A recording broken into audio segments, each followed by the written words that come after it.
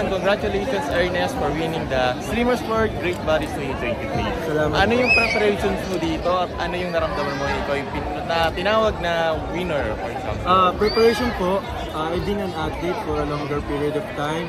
So wala masyadong tweak sa diet and everything. Continuous workout lang since this is a lifestyle. Kaya walang masyadong changes. So I think ang pinaka-recommend ko, make fitness lifestyle a habit para hindi kayo yung naghahabol, para lahat ng mahirap maging normal. Kailan ka nag-start na maging fitness enthusiast?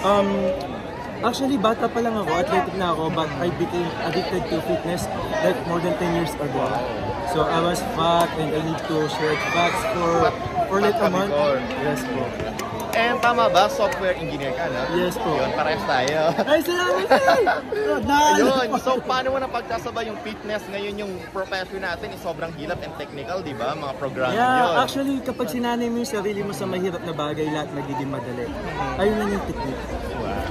And ano yung inspiration mo o motivation mo para mag-pursue dito sa competition? Yeah, ang inspiration ko is to inspire everyone na gusto mag-start sa fitness. Not myself, but everyone na pakiramdam nila wala silang, hindi nila pinaniniwalaan yung sarili nila.